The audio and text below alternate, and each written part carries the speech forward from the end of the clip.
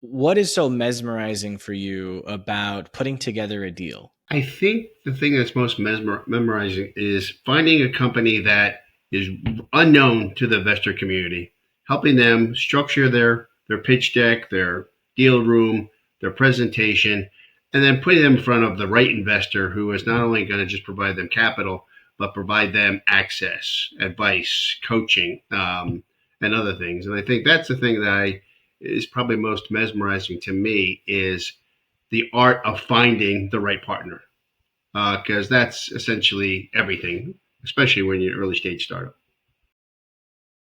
I attempted to do this kind of a business in the past. In the blockchain industry, it was very successful for me for fundraising and helping them with the support. Outside of the blockchain industry, I found it to be far more difficult to do. And the vast majority of startups fail. So, are you specifically looking for companies that you know have a higher chance of success, or are you just raising because they've come to you and you believe there's a chance? Like what are you looking for? Yeah, I'm somewhat selective in the companies I work for because the reality is they've got to have a solid founder team. They have to have the reality is it's hard work, so they got to have the tenacity to be able to hear no a lot, be able to pivot often. So I really look at the founders of the company, the people who are starting it, and who they are, what their background is, because until you have product market fit, until you have revenue and sales, you're really relying on that founder. So that's almost exclusively what I look at first. And that really can help determine the success. Now, you're right. The vast majority of startups fail. The vast majority of entrepreneurs don't raise capital. And honestly, there's a lot of opportunities for companies to be successful without raising a single dollar of capital. And we don't necessarily raise capital for everybody. There are some companies that just need help with go to market, need to generate sales. I tell people all the time that the best non dilutive capital you can get is when you go out and sell your product and service. And so, in many cases, we help them go to scale and either delay or avoid, the fundraising portion of it. That was my goal with my tech company. Was I self-funded for as long as I could, because the goal was, let's get this thing out there, let's get revenue, and when we go to raise money, it's because we don't need it, and that didn't happen. And the startup died. We did raise money, but the startup did die, unfortunately, because we didn't get all of the money that we were promised, and because I didn't know what I didn't know. So there was a lot of different things there.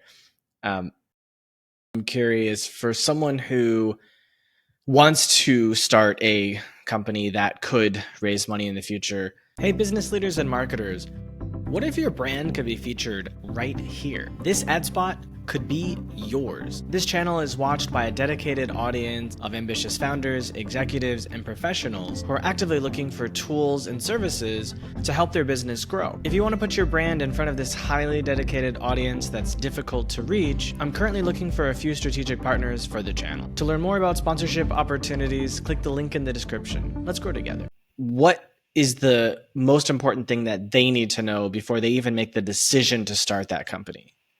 They have a market and a customer base for their product or service. I find, I tell entrepreneurs all the time, you've got to find a problem that has enough people that need to solve that problem. And you need to do some testing of whether or not your service or product can solve that problem for them in a more efficient fashion, whether that be faster or less expensive or whatever the case may be. I think a lot of entrepreneurs don't do the research as to whether or not they have what's called, product market fit, or and I think that's almost entirely true with the vast majority of unsuccessful founders. They believe their own cooking before they find other people that are interested in in taking advantage of it. I've heard this and I'd like to know what you think about it. The difference between a startup founder who raises money and a bootstrap founder is that the bootstrap founder typically has probably been in the industry and has seen a problem and understands that their solution will solve the problem, and therefore they just have to go and get the customers. And the startup founder who raises money is someone who doesn't know the industry, thinks that they've got an idea that could solve a problem, and raises money to figure out if that works or not. I think that's partially true. I think in either case, the entrepreneur needs to solve a viable problem. But in the first case, when you mentioned someone who's bootstrapped, they may be bootstrapped because they don't have a network of investors to go after. They don't live in Northern California. They didn't go to NA business school. So they are in some cases are bootstrapping out of necessity, but in other cases they're bootstrapping because they, like you mentioned, they do understand the business. They've been in the business for a while. We have an entrepreneur that we're working with now that was in the construction business, been very successful in the construction business, is now building an AI model for the construction business, and he is totally self-funded up to this point. It's not to say he's not going to raise capital at some point, but he at least knows the industry. He has some potential customers he can put in front of it, and I think that's the primary difference. Fundraising gets probably too much press, in all honesty. Everyone talks about the company that raised capital, but not a lot of people talk about the people that bootstrap the business to a successful exit. And I think sometimes entrepreneurs get caught up with the goal of raising capital versus the goal of building a successful business. And that's something that I tell people who come to me and say, I want to raise money for a business. And I'm like, are you sure? Do you actually need this money? Like, so my degree is in psychology, and so I look at everything from a lens of psychology when I do anything. And so when I'm having conversations with these entrepreneurs, my thought process is, have you actually thought about the kind of lifestyle that you want to have? Because I went through this. I had a bootstrap business that did 8 figures, and then I used some of the profit to bootstrap until I raised money for the tech company that failed and never launched, never had a single dollar of revenue. And I realized during the process of trying to become a tech CEO, that it wasn't actually the life I wanted. I didn't want to have a multi-billion-dollar company that was publicly listed. Like, I didn't want to have millions upon millions upon millions of dollars raised by investors. I didn't want to potentially be so successful that I lost my anonymity and had to hire security guards to keep my family safe. That just wasn't the kind of person I was. That wasn't the kind of life I wanted. I didn't want to have tens of thousands of employees to manage.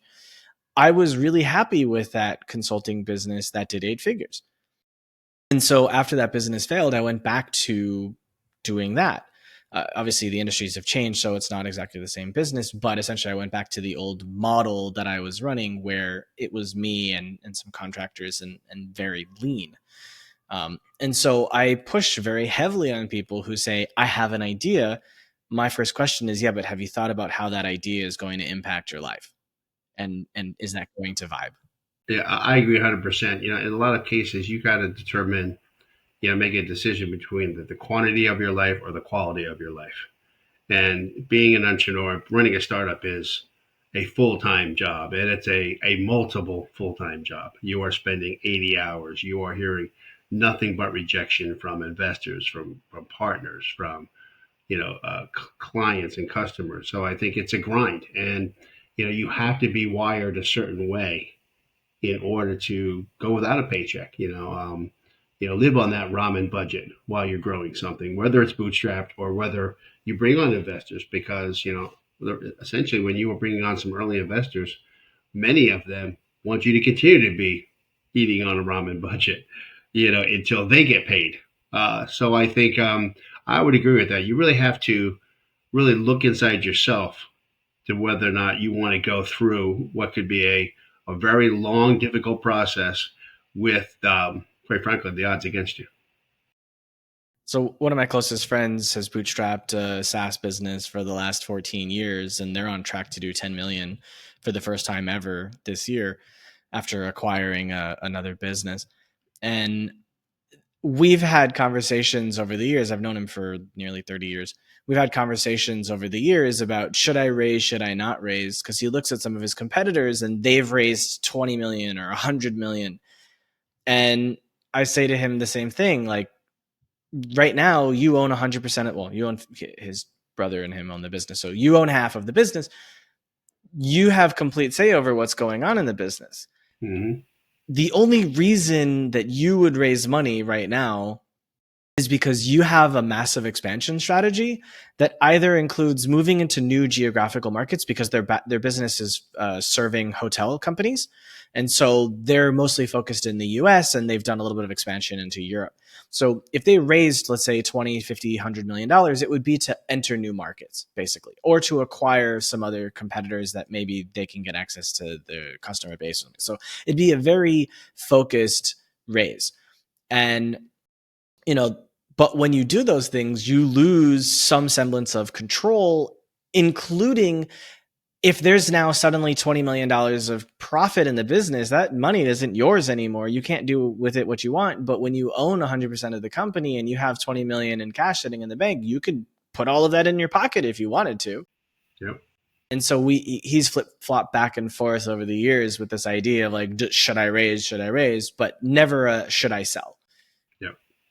I agree. I think you can look at several examples out there. Several years ago, MailChimp, the email marketing company, had two founders that owned 98% of the company, didn't raise a single dollar and sold it, and so they kept 98% of the sales proceeds, and as opposed to give it to an investor. And on the flip side, I believe it was FanDuel that raised literally hundreds of millions of venture capital dollars, and when they got sold, the founders got little or nothing in the transaction because of preference items, liquidity preference items that the investors had, and they got diluted to the point where they were no longer the owners of the business; they were the employees of the business. So I think you do have to look really hard about the path, and I think entrepreneurs have to understand too is that venture capital isn't the for everybody. Equity investments isn't the only option. You can look at debt, you can look at other forms of financing. We have many early stage companies that use grant financing to get to where they are. So I think you have to be you have to go into that with your eyes wide open. Yeah, I think Europe is pretty good about grants. I have friends in France that raised, I think, €1 million from the French government in order to start the business a long time ago. Um, there's there's a lot of opportunity for, as you said, different kinds of funding, and I think there's not enough resources out there for founders to know more about how to access those things. There was a guy I invested in Canada who he didn't have a good credit score because he had a problem with debt previously and he had paid off the debt, but his credit score was still low. And so he couldn't get a loan from the bank. He couldn't get a small business association loan. And so he had to turn to someone like me to give him a loan. And then we converted the loan into equity. And, you know, I think there's so many people that struggle to get access to that kind of money. I agree. I think those aren't enough resources out there. We've done webinars and we have partners that provide access to grants and a non-dilutive financing.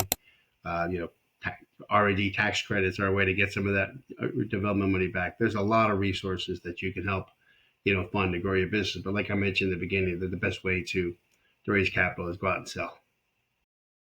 For sure. So I want to focus more on M&A, so, acquisition, because I think those are more exciting than these earlier stage fundraisings. So I've spoken to people who run PE firms. I've spoken to VC investors. I've spoken to angel investors. I've spoken to business owners that have sold.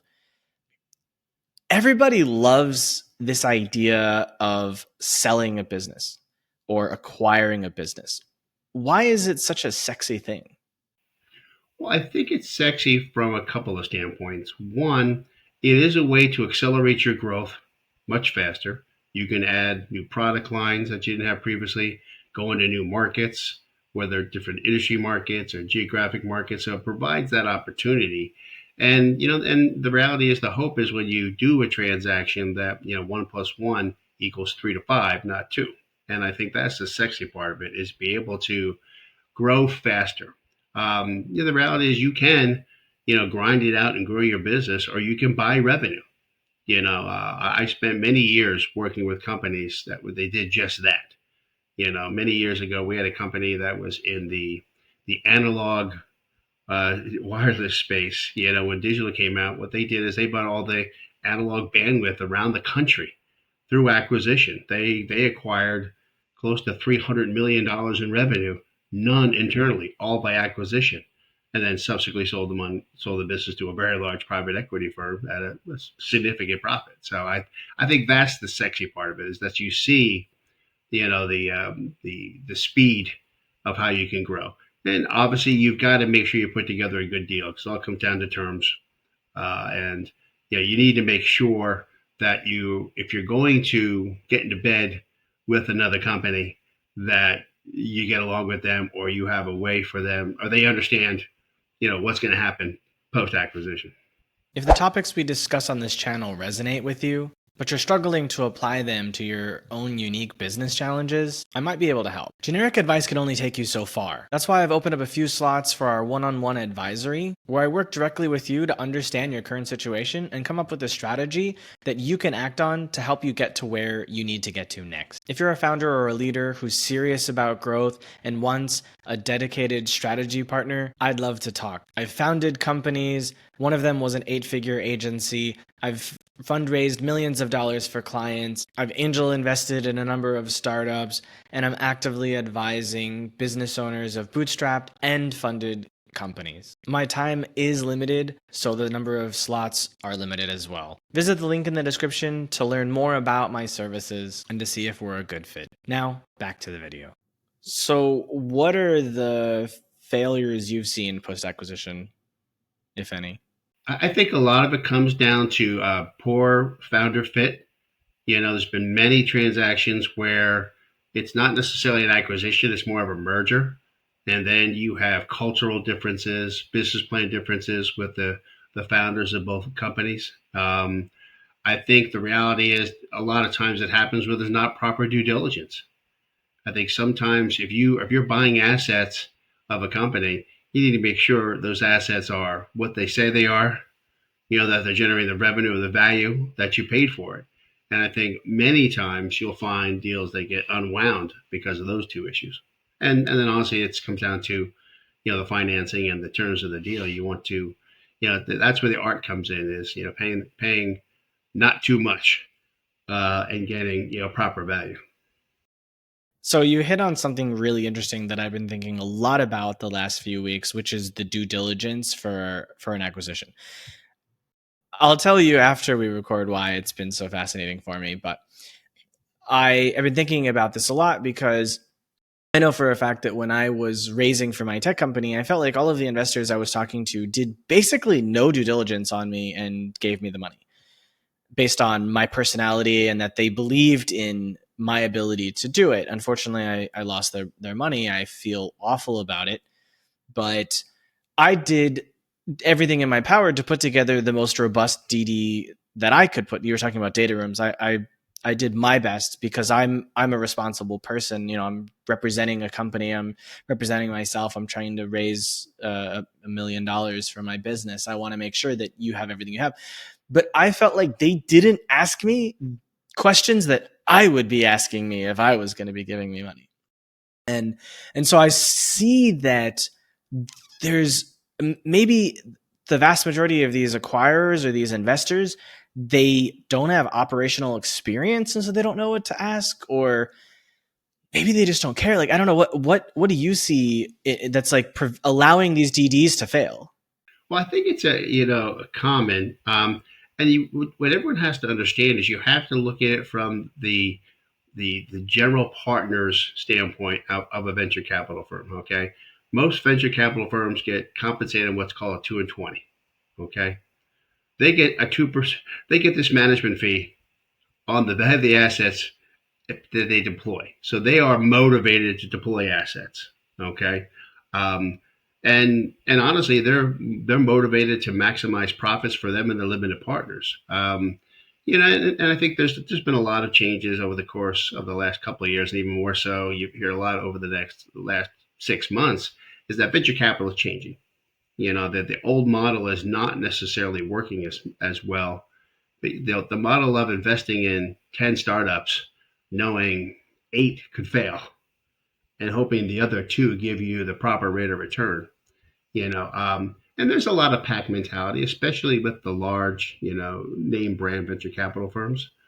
It's years ago when I was teaching at the university, there was this old thing that came out about McDonald's spending $500,000 about where to put a McDonald's, and then Burger King waited for the McDonald's to go up and put within a 2 mile radius. And I think in some cases you've got that FOMO, with a lot of venture capital firms. And we work with a lot of newer funds and newer firms, and they get a better return because they do that due diligence. But you're right. Honestly, I'm going to be on a call a little later today with one of our portfolio companies and a venture capital firm, and we're talking to their analyst who is a year out of college. And that's what So that's you have to understand. VC firms and even angel investors have to work at scale. They have to get through a lot of companies fast, find those companies they're going to invest in. And the reality is, it's FOMO more than anything else out there with the major VC firms, in my opinion. So what I'm hearing is they're not doing proper DD so that they can get into the deal as fast as possible, faster than anyone else, and or they just want to keep more of the money for their own salaries, so they don't want to spend it on DD. Well, not yet. Well, that's part of it, and I wouldn't necessarily make that as a general statement for all venture capital firms. There's 3,200 VCs in the U.S., and the vast majority of the capital goes into a couple of dozen of them, in a handful of markets. But I think what's happening now is that you see trends. When I was running my companies on the internet, you could put .com on a light bulb and people would give you money. And we're not too far away from that in AI. And so I think that's part of it. And honestly, I think it's incumbent upon the entrepreneurs to do some due diligence on their investors as much as the investors doing due diligence on them. They should be talking to the other portfolio companies to see what more they got besides the check. They need to do their homework, because I tell a lot of entrepreneurs, a bad investor is worse than no investor, and you got to do your diligence on the investor side as much as the investors may or may not do due diligence on you. So if there was a service to help these VC firms, do you think that would be valuable, that they would be willing to pay for an external partner to take care of that? They do, and they have. You'll find a lot of the larger, venture capital firms, and even smaller, mid-sized, firms, will hire a consulting firm or an outsourced, due diligence service. I think that's a more efficient way to get it done.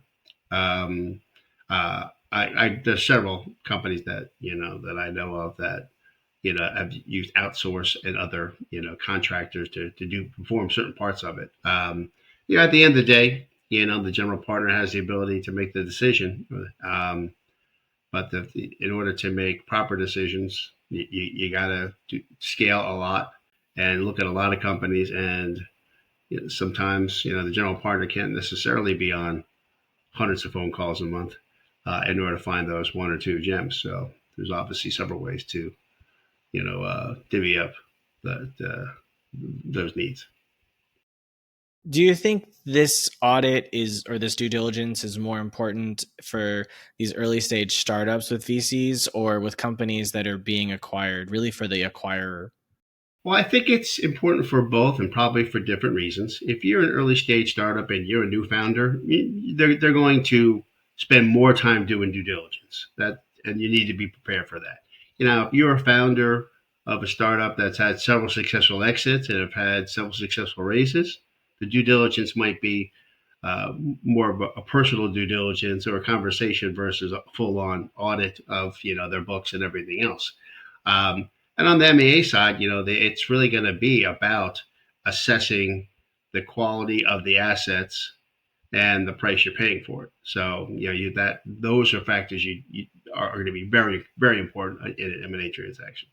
I've spoken with a few PE firms, as I mentioned previously, and they seem to be in consensus at their size, where they're doing eight-figure transactions, but they haven't really done too many yet, maybe three, four, or five, but that they still struggle with the ability to audit and to do due diligence on the companies that they're acquiring. I would tend to agree that. Keep in mind, you're dealing, especially if you're dealing with a private company, you have to rely on the acquirer, the acquiree to have good books, have good legal counsel, be able to account for their assets. In the public markets, it's a little bit easier because public companies have to report on a quarterly basis. The market will say what the value is of the company. So I think when you're trying to evaluate assets, like startup investing, you're making an assumption that the acquisition or the investment is going to be additive to the company and additive at a level that's going to provide a good return in a reasonable amount of time. So it's a challenge, and it's there's some science to it, but there's some art to it also. Of all of the types of people that you work with, who are your favorite? Wow, my favorite ones are honestly the ones that don't need to raise the money, but may raise money. They've been able to build the business on their own. They have grit. Um, in the early mid '90s, I left my eight-figure job as an investment banker and started my own business with a partner of mine, and we were fortunate to have an exit. 4 years later. But the reality is, I didn't raise a dime of capital. I just sold, sold, sold. And I think those are the entrepreneurs I like because at the end of the day, I think sales has become a lost art. Everyone relies on social media or paid ads or some type of model where someone's not on a phone call or not in a room with somebody asking them to give them a check. Those are the people that I like to work with because if they can ask those kind of questions, they can ask almost any kind of question that's necessary to succeed. Fair. And this is something that I've come to learn as well from interviewing people, because when I started the podcast 5 years ago was when I was in the early days of the startup. And so I went into it with this mindset of I'm going to be talking to people that have dozens or hundreds of employees for the purposes of building a waiting list for our product. Mm-hmm. And what I came to realize was that the vast majority of the people that I was interviewing, they all came to me like yourself saying, hey, I heard about your podcast. I'd love to, be a guest. What do you think? And then we talked. And I realized that the vast majority of people coming to me have never raised a single dollar. And they're running 7, 8, some even 9-figure brands. Yep. And 100% of them said, I love my life. Things are good. Because at that stage, they've been able to remove themselves slightly or completely from the daily operations of the business, and yet they can still decide how much money they take home. They could decide to skip work a day and go to the beach with their family. They can spend their days however they want. But the founders that I've spoken to who've raised money from VCs in the even $1 million range, but I've interviewed people that have raised up to 80 million so far, and every single one of them are miserably stressed, and every day is a grind. And so as I was building that business, the more and more I spoke to these founders that hadn't raised money, the more I was like, oh, I made a mistake.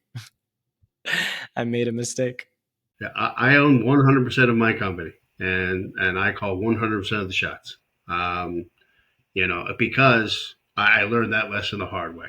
Running a public company, being responsible for shareholders and the government and regulators and lawyers and accountants. That wasn't a lifestyle I wanted. And every entrepreneur I talk to, I ask them many of the questions you asked. Is that what does your end look like? And if you get to that end, are you going to be happy? Because that really motivates and dictates a lot of the decisions entrepreneurs make. I think you have to start with the end in mind first. And I think the reality is, if your end in mind is to have a lifestyle business, or a business you give to your family, or a business that provides you the income and the freedom that you want, don't go raise capital. If you're looking to be on Bloomberg and the Wall Street Journal, and be famous for raising millions or billions of dollars, well, understand there's a lot of pluses to that, but there are a lot of negatives that come along with it. Would you say that's the most important thing you've learned so far, or is there something even more important? I think the most important thing for me is that I'm 61. I've been in all sides of the transaction. I've made and lost hundreds of millions of dollars in my career, so I don't have the fear of loss, because I've lost and overcome. But for me, it's about enjoying my life. I've had two offers to sell my business, and I've turned them down because I enjoy what I do. And when the time comes, I'll make that decision. Um, but I get to make that decision. If I have investors that own a large stake, and God forbid a majority stake, they'll make the decision of whether I stay or go.